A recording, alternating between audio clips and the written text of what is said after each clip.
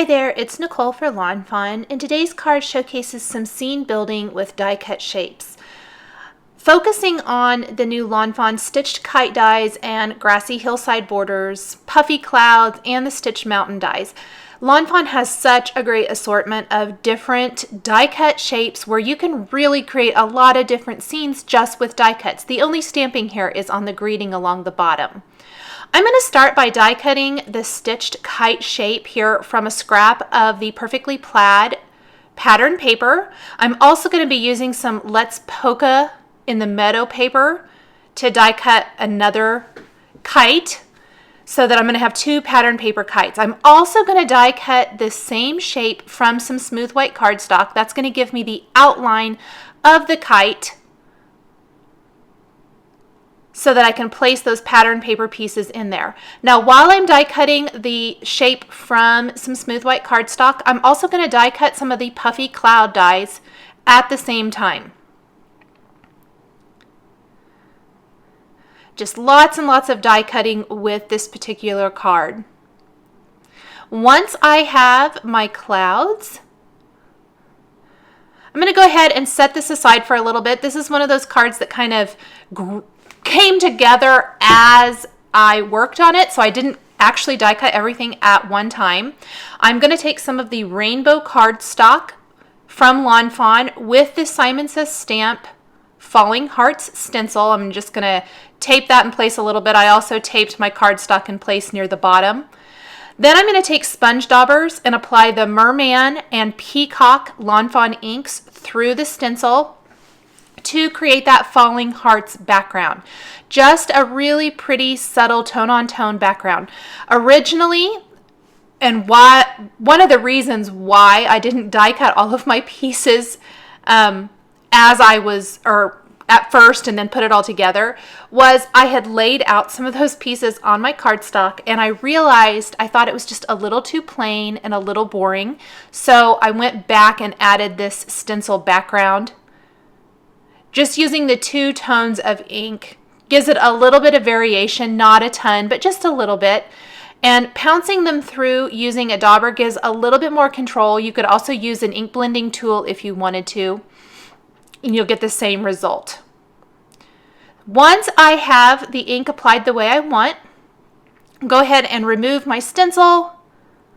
I did go back in with my lighter color again. I thought maybe I didn't get some of those covered very well. I lifted it up from the bottom really carefully and decided I was going to add a few more there. Once I'm done with that, I can go ahead and get rid of my stencil. I'm going to lay out my other elements and make sure that I like how it's all coming along before I go ahead and die cut everything. Now, I did die cut my mountain border from some Simon Says stamp khaki cardstock. I'm going to adhere that along the bottom edge of my background. It's going to overhang a little bit, which is okay. I can trim all of that off in a little bit. I have die cut some of the mountain toppers from some smooth white cardstock as well. I'm going to go ahead and attach those to my mountains. Once I have that done, I'm going to just flip over this panel and trim off the excess. I could wait till I have my grassy border, but sometimes that makes it almost too thick and a little bit harder to cut through. So I went ahead and trimmed that up before I add my next border. Now, I did die cut this grassy hillside border using one of the new grassy hillside border dies. This is from the Lawn Fawn, I believe it's the Mode Lawn cardstock. I think that's the name of it. It is from the Lawn Fawn rainbow cardstock pack. I stamped a greeting from the Flying By stamp set. I thought it was perfect to go with these kites that says Flying By to say hi. I stamped it with Versamark ink, sprinkled on some white embossing powder, and then I will heat set that. Just a really fun, cute little greeting along the bottom of the card. I felt like this was the best place to put the greeting as I laid out the different elements and saw how much size I had, or the size of the other elements, I guess I want to say, because I kind of thought maybe I would put the greeting or stamp a greeting on one of the clouds or something like that. But as I was working on the design, I really felt like the bottom here was the best place to put that. Again, I'm going to flip it over, trim off all of that excess. You can see the scene starting to take shape. Here's one of my clouds, the one that's going to have the perfectly plaid paper. I'll go ahead and start attaching my clouds. Instead of the smallest puffy cloud, I did decide to go with 2 of the medium-sized clouds. So I die cut another medium-sized cloud from some smooth white cardstock. Just as I laid everything out, size-wise, I felt like the small one just didn't really fit. So I've got a couple hanging off each side. By hanging some of these elements off the sides, off the top, whatever, it really does help ground the whole scene instead of looking like the elements are kind of floating in outer space there. So I've attached one cloud, placed the inside, a couple of the inside pieces. Before I attach anything else, I am going to attach my other outline.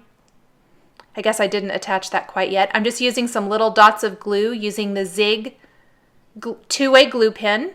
I'll attach the second one. I'm placing something heavy like an acrylic block on top of them just to hold those down while the glue dries.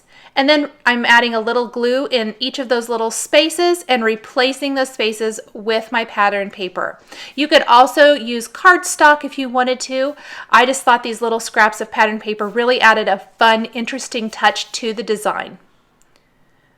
I did attach my other cloud with some foam adhesive, and then I've got little dots of glue along the one kite tail, and I'm adding those teeny tiny little bows there for the kite tail along that kite string, alternating between the blue, red, and yellow.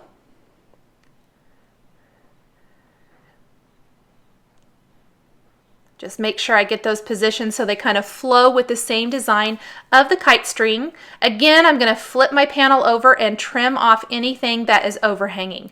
My background is exactly an A2 size, so it's 5.5 inches by 4.25. So I don't really want anything hanging over the edge. I'm going to color in my clouds with the Wink of Stella white glitter pen. I happen to have it out from a previous project. The clear glitter pen would work as well. Because this is white on white, I figured it didn't really matter, so I went ahead and colored those in. Originally, I just went around the edges, and I decided I didn't like that, and so I ended up coloring in the whole thing with the glitter pen. Adds just a teeny tiny bit of glitter, glitz and glimmer there to my card design. So I'll just color those in really good. Once that's dry, it looks kind of messy when it's wet. Once it's dry, it just adds some subtle glitter. I am going to go ahead and add a little heart here to the end of my greeting using Versamark ink. I'm going to sprinkle on a little red embossing powder and then go ahead and put that over my stamped heart and heat set that. Again, just grab my heat tool and heat that up. I could have done that at the same time that I stamped my greeting, but until I kind of got to this point, I didn't realize I wanted a little something there. A lot of times a little either die cut or stamped heart just kind of adds to that whole greeting. It's one of my favorite things to do, especially stamping it and either with red ink or embossing it with red or coloring it with red, any of those things. I needed to add a little adhesive there to the right side. Now I'm going to take some teeny tiny clear gemstones and add those to the center of each of the little bows there on the kite string. Adds just a nice finishing detail touch. I'm also going to attach some Pretty Pink Posh sparkling clear sequins in both the 4mm and 6mm size to my card. I love these bling glue dots for attaching sequins. They make it so easy, no mess.